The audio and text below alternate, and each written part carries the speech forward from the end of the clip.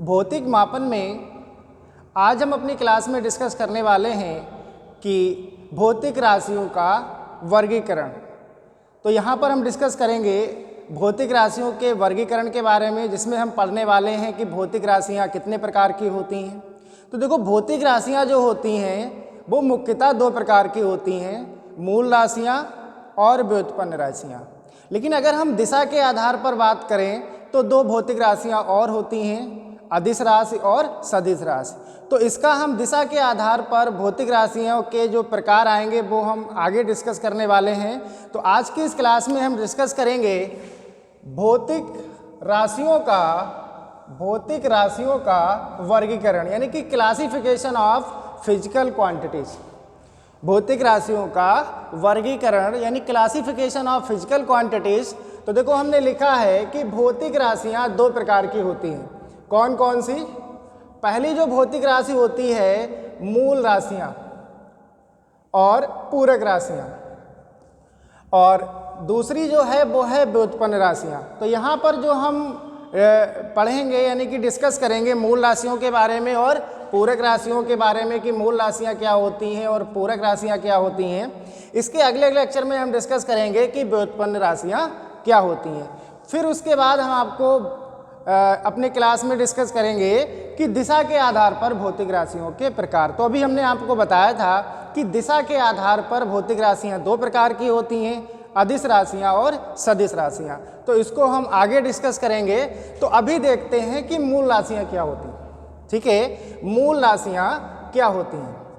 तो देखो, मूल राशियाँ यानी कि फंडामेंटल क्वांटिटीज़। फिर उसके बाद हम देखेंगे कि मूल राशियाँ क्या होती हैं, फिर उनके मूल मात्रक क्या होते हैं। ठीक है, और फिर पूरक राशियाँ क्या होती हैं। तो सबसे पहले यहाँ पर हम देखने वाले हैं कि मूल राशियाँ क्या होती हैं।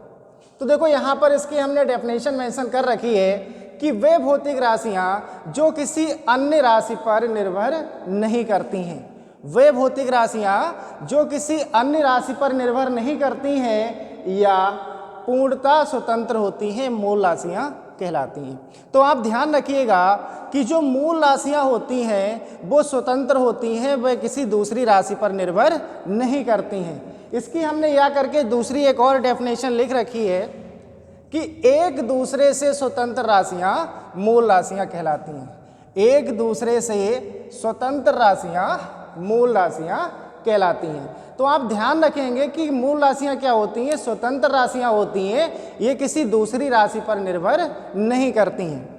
उसके बाद देखो, अगर हमने मूल राशियों के बारे में अभी देखा तो मूल राशियों के कुछ मूल मात्रक भी होंगे। तो देखो, मूल मात्रक, अब मूल मात्रक क्या होते हैं कि मूल राशियों को व्यक्त करने वाले मात्रक, यानी कि जो आपकी मूल राशियाँ होती हैं। मूल राशियाँ कितनी होती हैं? ध्यान रखना, मूल राशियाँ 7 प्रकार की होती हैं। जो आपकी मूल राशियाँ होती हैं उनको जो व्यक्त करने वाले मात्रक होते हैं उनको मूल मात्रक कहते हैं। यानी कि मूल राशियों को व्यक्त करने वाले मात्रक मूल मात्रक कहलाते हैं। अब हम यहाँ पर देखेंगे कि मूल राशियाँ होती क्या हैं और उनके मूल मात्रक क्या होते हैं। ठीक है, तो देखो, सबसे पहले आप ध्यान रखेंगे लंबाई। तो लंबाई क्या है? ये मूल राशियाँ हैं। यहाँ पर जो हमने ये मेंशन कर रखी हैं ये क्या हैं? सब मूल राशियाँ हैं। जैसे लंबाई, समय, द्रव्यमान, ताप, विद्युत धारा, ज्योति तीव्रता और पदार्थ की मात्रा। तो ये 7 क्या हैं? ये मूल राशियाँ हैं। ध्यान रखना, एग्जाम में आपसे पूछ लेता है, क्वेश्चन दे देता है, ऑब्जेक्टिव में पूछता है कि निम्न में मूल राशि है। ठीक है, तो एक कोई मूल राशि दे देगा और 3 क्या दे देता है? कोई व्युत्पन्न राशियाँ दे देता है। तो आप ध्यान रखिएगा, ये 7 आप याद कर लीजिए, इंपॉर्टेंट हैं। ऑब्जेक्टिव में यहाँ से क्वेश्चन पूछ लेता है कि निम्न में बताइए मूल राशि है, तो ऑप्शन में इनमें से कोई एक ऑप्शन होगा। तो देखो, पहली मूल राशि क्या है? लंबाई, समय, द्रव्यमान, ताप, विद्युत धारा, ज्योति तीव्रता और पदार्थ की मात्रा। ये क्या होती हैं? ये 7 मूल राशियां हैं। अभी हमने आपको क्या बताया कि मूल राशियों को व्यक्त करने वाले मात्रक मूल मात्रक कहलाएंगे। तो देखो, देखते हैं लंबाई। लंबाई क्या है? मूल राशि है और इसका मात्रक क्या हो जाएगा? मीटर। और मीटर को आप m से, इसका सिंबल क्या हो जाएगा? m हो जाएगा। ऐसे समय, समय का मात्रक क्या होगा? सेकेंड, यानी कि मूल मात्रक समय का क्या हो गया? सेकेंड। तीसरा है हमारा द्रव्यमान, और द्रव्यमान का मूल मात्रक क्या होगा? किलोग्राम, और इसको केजी से आप शो करेंगे। नेक्स्ट है ताप। ताप का जो मूल मात्रक होता है वो होता है केल्विन, यानी कि इसको आप के या डिग्री सेल्सियस से डिनोट कर सकते हैं। नेक्स्ट है विद्युत धारा। विद्युत धारा को हम लोग एम्पियर में मापते हैं, यानी कि विद्युत धारा का जो मूल मात्रक होगा वो क्या हो जाएगा? एम्पियर, और इसका सिंबल क्या हो जाएगा? Capital A. नेक्स्ट है ज्योति तीव्रता। तो ज्योति तीव्रता का जो मूल मात्रक होता है वो होता है कैंडेला, और कैंडेला का सिंबल होता है CD, आप ध्यान रखेंगे।